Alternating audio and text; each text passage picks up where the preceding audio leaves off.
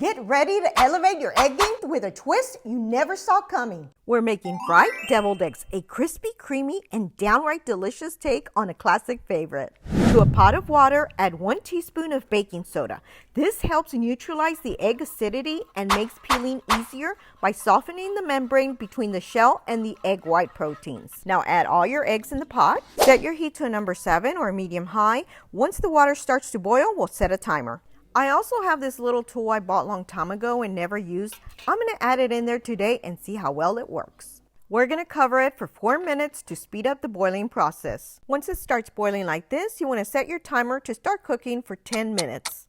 Checking on my egg device, it's starting to turn a different color as it should. It's almost 10 minutes. I want to check on my little tool here, and as you can see, it's all white, which tells me they're hard boiled now.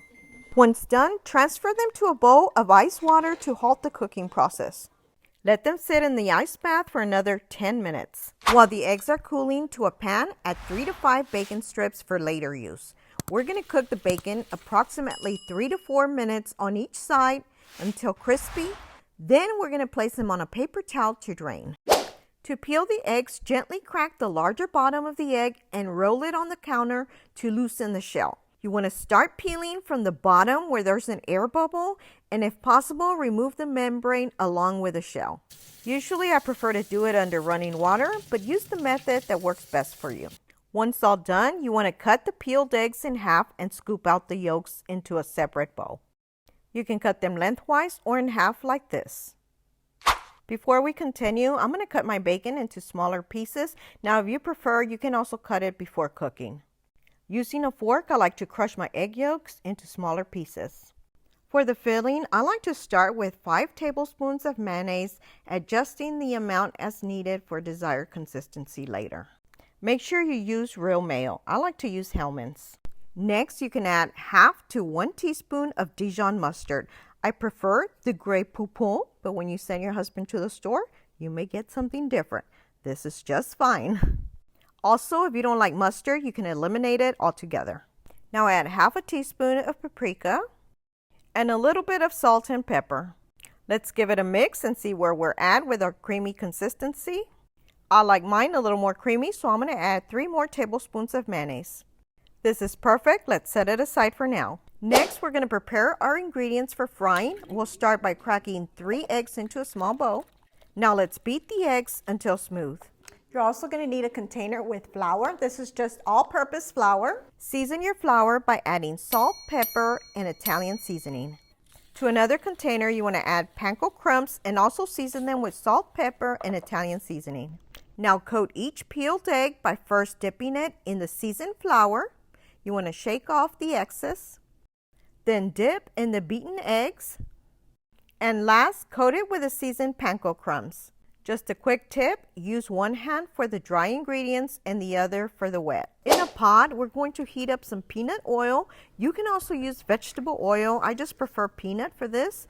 Now we're going to be heating this up to at least 375 degrees Fahrenheit or 190 degrees Celsius. I'll post links in the description section for inexpensive thermometers. For other platforms, link will be in my bio. If your temperature goes past the 375 degrees Fahrenheit or 190 Celsius, don't worry about it. Just turn off your heat and let it start to cool off. I've also cooked them at 400 degrees Fahrenheit or 204 degrees Celsius, and they were just fine. Fry your coated eggs until they turn golden and crispy. This usually goes pretty quick, probably about under a minute or so. Once done, I like to lay mine on a sheet pan with a rag. This just allows them to drain. You can also place them on paper towels. I'm going to add my filling to a piping bag. I like to use this tip here.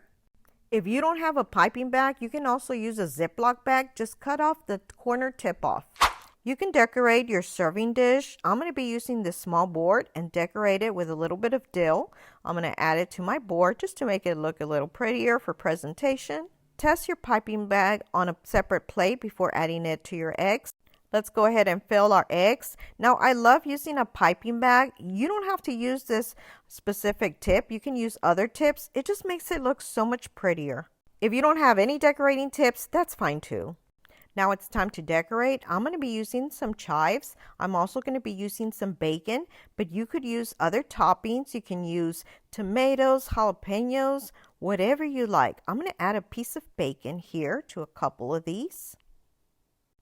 Now let's add a few chives. You can also add parsley if you don't have the chives, or green onions, and some dill as well. Pomegranates are also great, and even a little bit of sriracha sauce. Easter is coming up. What a great way to step up your game. Now let's go in for a bite. Let's try one.